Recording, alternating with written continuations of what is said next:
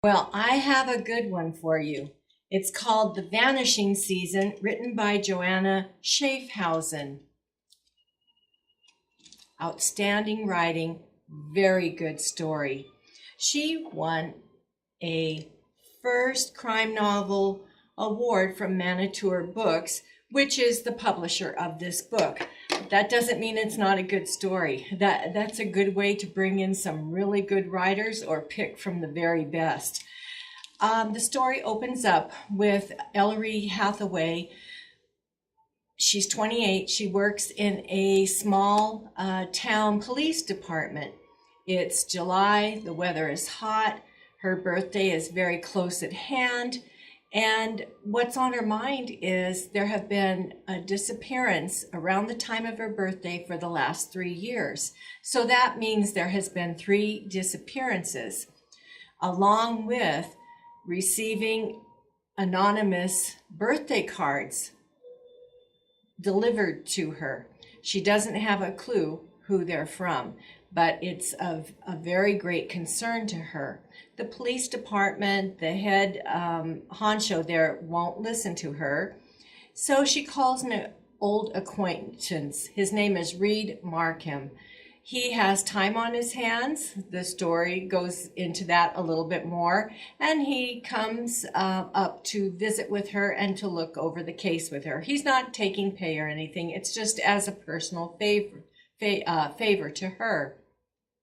The story begins to unfold. They had not seen each other in 14 years.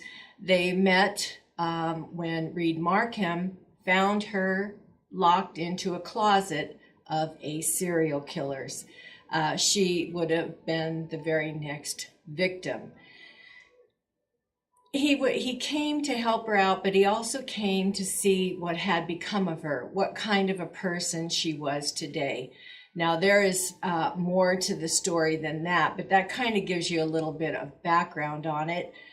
There's more disappearances, and the author is very good at elaborating with very few words about characters, circumstances, and even beyond just the 2 main characters in the story. You find out a lot about people's lives in her style of writing. It's not detailed, and she has a way of dispersing the clues and the personality types throughout her writing. I'd like to read to you just one small example of how she writes, and this is one of the light moments in the book. Ellery's dog turned out to be one of those long-eared, slobbery creatures that always looked to Reed like evolution had played some sort of a practical joke, in which a long, sturdy animal was equipped with laughably small legs. The dog's addition to the front seat of the truck made a close ride that much hotter. As the animal wiggled and dangled its enormous pink tongue all over the left side of Reed's face. Couldn't he ride outside in the back? Reed asked in desperation as the tongue came swinging at his ear for the 3rd time.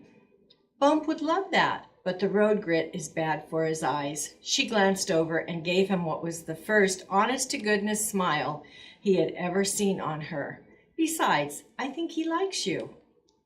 I've had entire romantic relationships that did not involve this much tongue, Reed replied as he wiped the slobber off his arm with a tissue. So you see, he's taking in something about her personality, because when he, and not only that, it's a little bit humorous, and the author has a way of telling you what kind of a dog it is without saying the breed.